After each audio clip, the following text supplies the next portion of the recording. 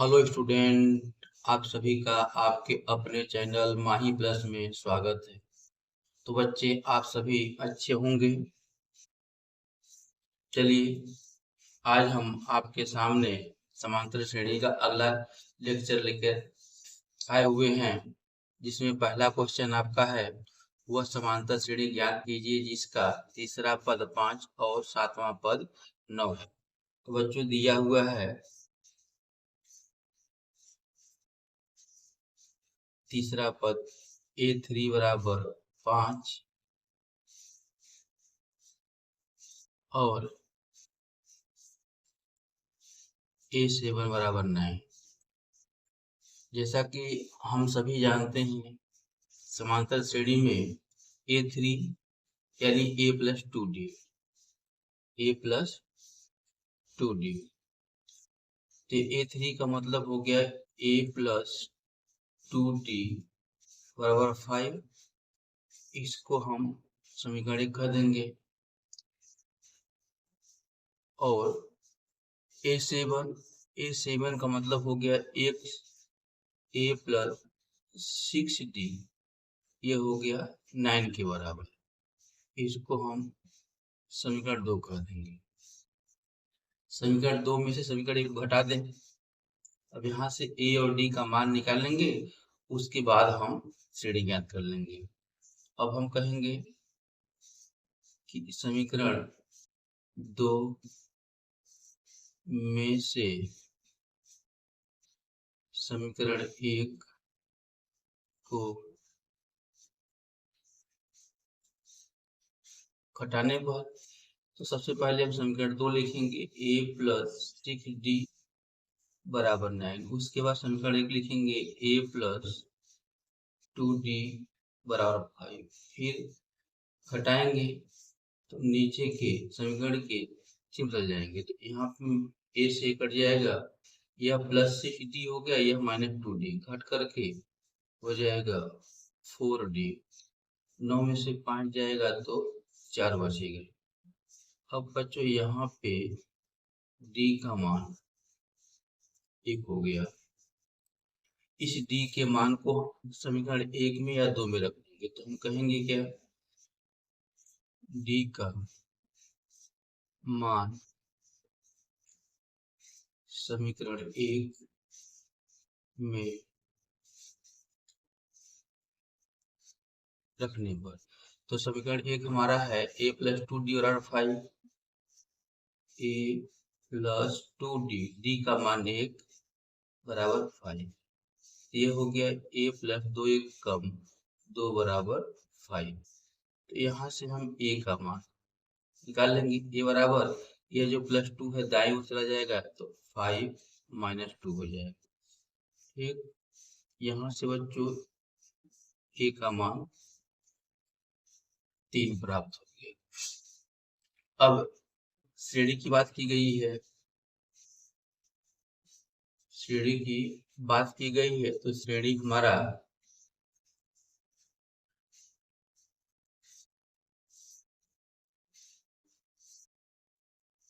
अब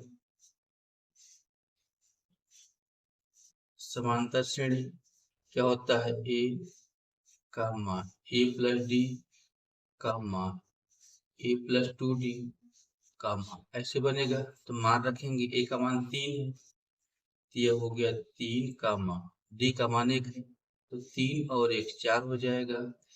फिर एक और बढ़ जाएगा तो 5 हो जाएगा, फिर 6 हो जाएगा। यह समांतर श्रेणी हो जाएगा। यह हमारा बच्चों आंसर हो गया। बच्चों नेक्स्ट क्वेश्चन आपके सामने है,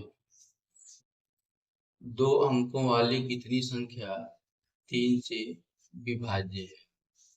ठीक, तो हम यहाँ पे 2 अंकों वाली उन संख्याओं को लिखेंगे जो 3 से विभाज्य है। तो हम कहेंगे 3 से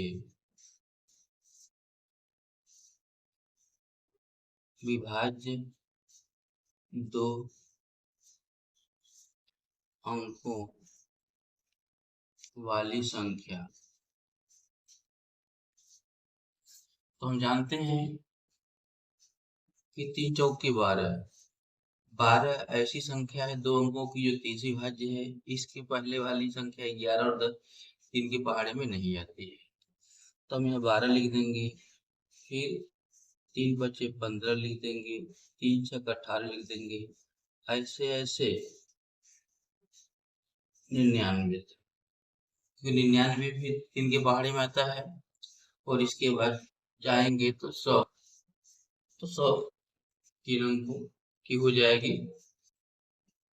आइए यहाँ पे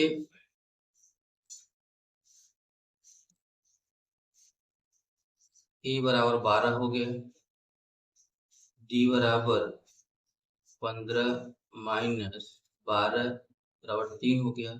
यह 99 अंतिम पद l बराबर 99। और यहाँ पूछा है कितनी संख्या, यानी कि n का मान। अब सूत्र होता है आपके सामने l बराबर a plus n minus 1 into D. यहाँ पे हम मान रख देंगे, l का मान 99, a का मान 12 plus n minus 1 into D, D का मान 3। चलिए हल करते हैं इसको। 99 बराबर 12 प्लस कोष्टक खोल देंगे 3n माइनस 3। 99 बराबर 3n, यह 12 माइनस 3 9 हो जाएगा। इस 9 को दाएं से बाएं कर देंगे। 99 माइनस 9 बराबर 3। तो यहाँ से बच्चों 3n बराबर 90 हो जाएगा। और हम जैसे ही 90 में 3 का भाग करेंगे तो n का मान हमको मिल जाएगा 3 तरीके 9, यानी n बराबर 30। तो यह 30 हमारा आंसर हो गया। ठीक, तो बच्चों आपके सामने नेक्स्ट क्वेश्चन है, यदि किसी समांतर श्रेणी का सार्वंतर -4 और 10वां पद -8 हो तो समांतर श्रेणी का प्रथम पद क्या है? अब देखिए यहाँ पे सार्वंतर यानी डी बराबर -4 दिया है और 10वां पद ए 10 बराबर -8 दिया है। जैसा कि हम जानते हैं कि समांतर श्रेणी में पहला पद ए होता है, दूसरा पद ए प्लस डी होता है, तीसरा पद ए प्लस 2d होता है, चौथा पद ए प्लस 3d। इसी क्रम में हमारा जो 10वां पद होगा, या तो वहां से लगाइए या तो फिर ए n बराबर A plus n minus 1 into D से ए n का मान 10 रख देते, 10 A plus 10 minus 1 into D, ये हो गया। अब सबका मान रखते हैं, ए 10 का मान -8 बराबर ए प्लस यह 9 हो गया पूरे डी का मान -4, यह -4 हो गया। ठीक, तो यह हो गया -8 बराबर ए, यह माइनस इंटू प्लस मिल करके माइनस हो गया, 9 चौक 36। इस 36 को दाएं से बाएं करेंगे प्लस हो जाएगा, -8 प्लस 36 बराबर ए। उसको घटा दीजिए तो यहाँ से ए बराबर यह 8, ये 6 घटेगा नहीं, 16 में से 8 गया 8 और यहाँ बच गया 2, 28। पहला पद बच्चों हो गया आपका 28। इसी क्रम में नेक्स्ट क्वेश्चन आपके सामने लेके आ रहे हैं। तो बच्चों नेक्स्ट क्वेश्चन आपके सामने उपस्थित है। क्वेश्चन इस प्रकार से है, किसी समांतर श्रेणी का 4वां पद शून्य है, सिद्ध कीजिए कि समांतर श्रेणी का 25वां पद 11वें पद का 3 गुना है। तो जो दिया हुआ है उसके अनुसार हम काम करते हैं। देखिए 4वां पद दिया हुआ है, यानी कि A4 बराबर 0, और यहाँ से हम लिख सकते हैं A4 को A प्लस 3D बराबर 0। अब यहाँ पे A प्लस 3D बराबर 0 हो गया, तो इसको ऐसे लिखें या यहाँ से A का मान निकालें। A बराबर -3D, ठीक। चलिए फिर आगे कह रहा 25वां पद। 25वां पद A25 बराबर A प्लस 24D। अब इसमें A का मान -3D रख देते हैं,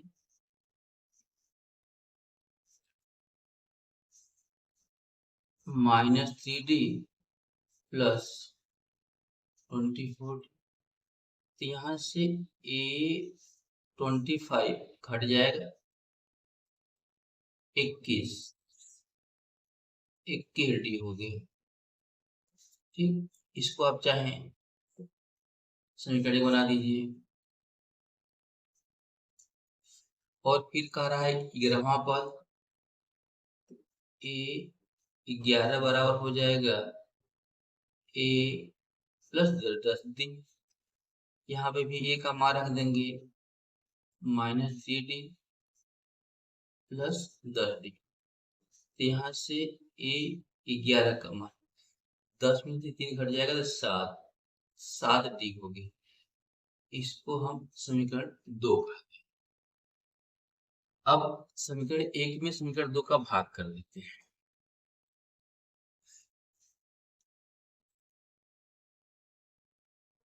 समीकरण 1 में समीकरण 2 का भाग करने पर तो यहाँ से बायां पक्ष हो जाएगा A25 बटे A11 बराबर दायां पक्ष हो जाएगा 21D बटे के 7D। अब A25 बटे A11, D से D कट गया, 7 कम 7 3 बराबर 3 बटे हो जाएगा। 3 गुणा कर लेंगे हम यहाँ से A25 बराबर 3A11 है ना, अर्थात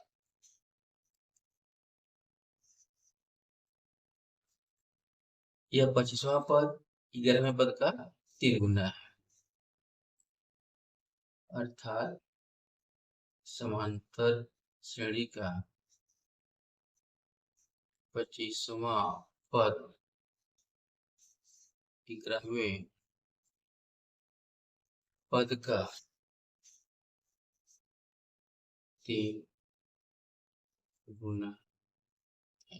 ये बच्चों को सिद्ध करना था, PROV, ये हमको प्रूव करना था। आशा है आपको समझ में आ रहा होगा। और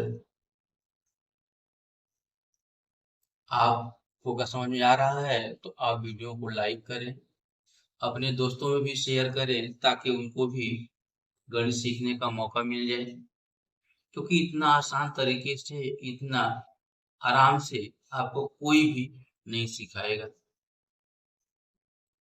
और नोटिफिकेशन आपको सबसे पहले मिले इसलिए आप वीडियो को चैनल को सब्सक्राइब अवश्य करें, वीडियो को लाइक करें। अगर कोई बातें आपको समझ में नहीं आती है तो कमेंट बॉक्स में आप कमेंट करें, उसका जवाब हम देंगे। चलिए नेक्स्ट क्वेश्चन लेके आते हैं। तो बच्चों नेक्स्ट क्वेश्चन आपके सामने हाजिर है। समांतर श्रेणी 6, 13, 20 यानी कि 6, 13, 20 ... 216 का मध्य पद ज्ञात कीजिए। मध्य पद का मतलब बच्चों कि पहले हमें यह मालूम होना चाहिए कि इसमें कुल कितने पद हैं। उसके बाद पदों की संख्या सम है कि विषम है, उसके आधार पर हम मध्य पद की बात करेंगे। तो आइए सबसे पहले हम दिए गए समांतर श्रेणी में पदों की संख्या ज्ञात करें। तो यहाँ पे देखिए प्रथम पद a बराबर 6 दिया है, d बराबर द्वितीय पद माइनस 6 यानी प्रथम पद। तो 13 में से 6 घटाएंगे, यह 7 हो गया। और यहाँ अंतिम पद l बराबर 216 दिया है, हमें ज्ञात करना है n का। सूत्र आपके पास l बराबर a plus n minus 1 into D से मान रख देते हैं। l का मान 216 बराबर a का मान 6 plus n minus 1 into D का मान 7। चल यह 216 बराबर 6 प्लस कोष्टक खोल देंगे 7n माइनस 7। यह 216 बराबर 7n, यह 7 माइनस में अच्छा प्लस में तो घट करके 1 हो जाएगा। यह एक को दाएं से बाएं कर देंगे हम। तो यहाँ से 7n बराबर 216 प्लस 1 अर्थात 7n बराबर 217। n का मान 217 बटे के 7, n बराबर 7 त्रिक 21 और 7 एकम 7, 31। अब यहाँ पे चूंकि पदों की संख्या n बराबर 31, यह विषम संख्या विषम पद है या विषम संख्या, विषम लिखिए। तो जब विषम हो गया तो समांतर श्रेणी का मध्य पद,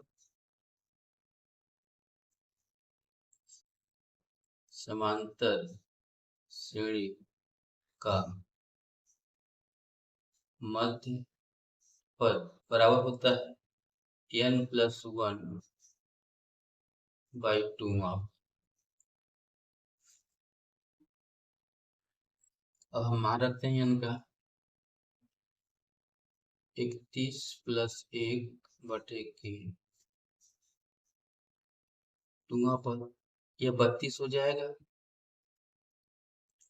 32 बटे के 2 पद यानी कि 16वां पद। अब 16वां पद का मतलब हो गया कि a प्लस 15d। a का मान हम लिख देंगे 6 प्लस 15 गुणे d का मान लिख देंगे 7। 6 प्लस 7 पचे 35 की 5 हाथ में आती, 7 एकम 7 3 10, 105 और 6 6 5 11, ये आंसर। ये आपका आंसर मतलब आपके श्रेणी का मध्य पद 111 होगा। और कौन सा पद मध्य पद होगा? तो 16वां पद मध्य पद। ठीक, नेक्स्ट क्वेश्चन आपके सामने। तो बच्चों नेक्स्ट क्वेश्चन आपके सामने है। क्वेश्चन इस प्रकार से है, फूलों की एक क्यारी में पहली पंक्ति में 23 गुलाब के पौधे, दूसरी पंक्ति में 21 गुलाब के पौधे हैं, तीसरी पंक्ति में 19 गुलाब के पौधे हैं इत्यादि। मतलब इसी प्रकार से अन्य पंक्तियां हैं। उसकी अंतिम पंक्ति में 5 गुलाब के पौधे हैं। इस क्यारी में कुल कितनी पंक्तियां हैं? अभी जो पौधे दिया गया है 23, 21, 19 डॉट डॉट डॉट 5, यह समांतर श्रेणी में है। दी गई श्रेणी गई समांतर श्रेणी यह 23, 21, 19, डॉट डॉट ये हो गया। अब यहाँ पे ए बराबर 23 हो गया, डी बराबर द्वितीय पद माइनस प्रथम पद 21 माइनस 23 माइनस 2 हो गया, अंतिम पद एल बराबर 5 हो गया। और हमसे पूछा जा रहा है कि कितनी पंक्तियां, तो वहीं सूत्र एन लिखिए जाए एल लिखिए, एल बराबर A plus N minus 1 into D से सारे मान रखें। एल का मान 5, ए का मान 23 प्लस एन निकालना है -1 इंटू डी का मान -2। अब यह 5 बराबर 23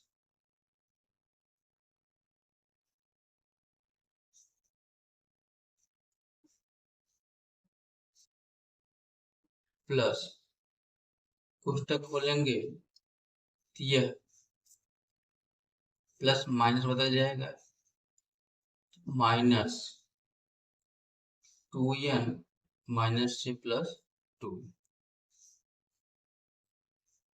अब यहाँ से 5 बराबर 23 में 2 जोड़ देंगे तो 25 हो जाएगा, 25 -2n, इस 2n को दाएं से बाएं कर दें तो माइनस से यह प्लस हो जाएगा, और यह 25 इस 5 को बाएं से दाएं कर देंगे तो -5 हो जाएगा।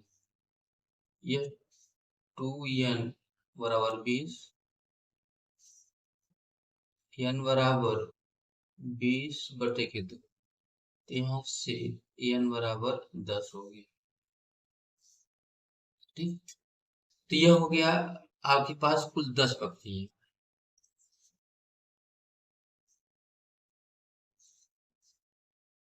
अर्थात क्यारी में कुल 10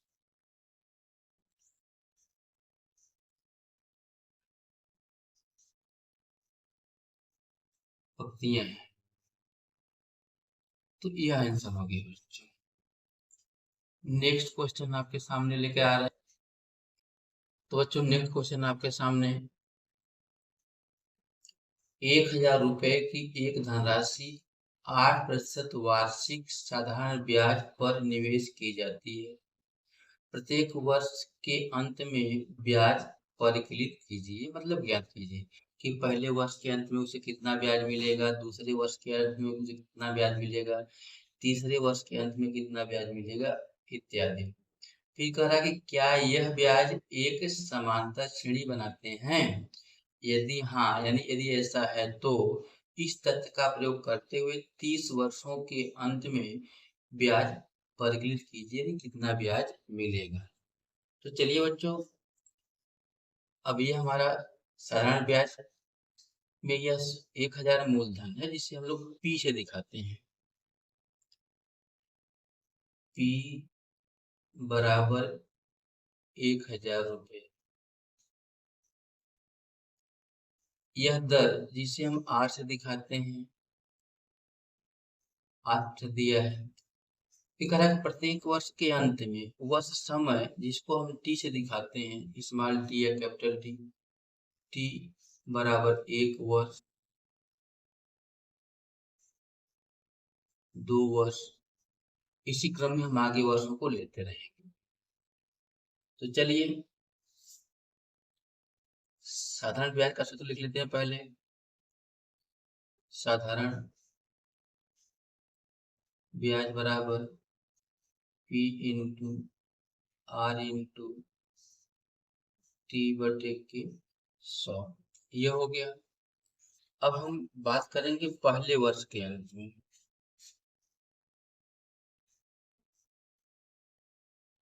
पहले वर्ष के अंत में ब्याज बराबर P हमारा 1000, R हमारा 8, T हमारा 1 बटे के 1 2 कट गए, 80 रुपया आ गए।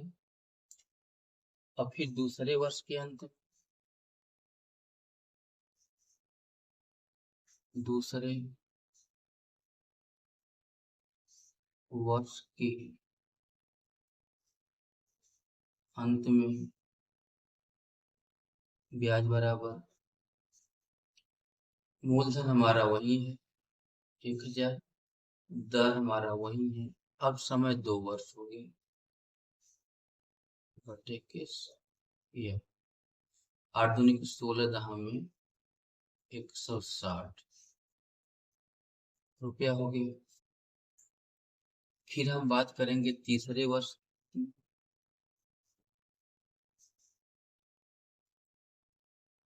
तीसरे वर्ष की अंत में ब्याज बराबर, मूलधन हमारा पुनः 1000 होगा, दर वही 8 ही होगा, समय अब 3 वर्ष हो जाएगा। ये बटे के 100, 2 जीरो कट गए, 8 की 24, 240 रुपये। अब इसी प्रकार से हम चौथे वर्ष, पांचवें वर्ष के लिए भी निकाल सकते हैं।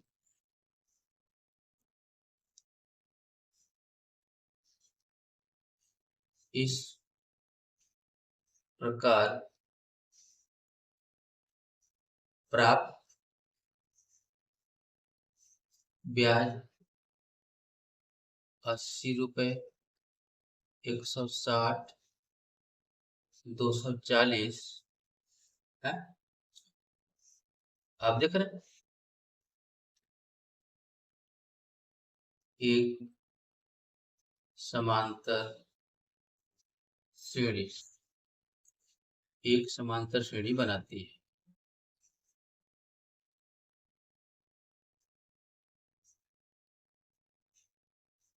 जहां प्रथम पद A बराबर 80, D बराबर 160 माइनस 80 बराबर 80। ठीक, हमसे कहा कि इसका प्रयोग करके 30 वर्षों के अंत में ब्याज का परिकलन कीजिए। अब 30 वर्षों के अंत का ब्याज बराबर A plus 30 minus 1 into D. यहाँ से A 80 हो गया, प्लस 30 में से 1 घट गया तो यह 29 हो गया, और डी का मान 80 प्लस यह 0, 8 9 72 की 2 7 आ गया, 8 दूनी की 16, 16 में 7 जोड़ देंगे तो 23। अब यह हो गया, ये 0 हो जाएगा, 8 2 10 की जरूरत में 1 3 1 4, यानी 2400 रुपया आपका हो जाएगा। ठीक है, तो यह 30 वर्षों में कुल से 30 वर्ष के अंत में 2400 का ब्याज मिलेगा। ठीक, तो बच्चों आज के लिए इतना ही। अगर वीडियो आपको अच्छा लगा हो तो लाइक अवश्य कीजिएगा, दोस्तों में शेयर कीजिएगा ताकि वह भी गणित को आसानी से समझ सके, सीख सके। क्योंकि इतने अच्छे से हिंदी मीडियम में और आराम से आपको कोई अन्य टीचर नहीं समझा पाएगा। और यदि कोई बात आपको स्पष्ट न हो रही हो तो उसके लिए कमेंट करें, आपके कमेंट का जवाब दिया जाएगा। और सबसे ज़रूरी बात यह है कि आप चैनल को सब्सक्राइब करें ताकि सबसे पहले नोटिफिकेशन आपको मिले, जिससे आप वीडियो का आनंद ले सके। तब तक के लिए धन्यवाद।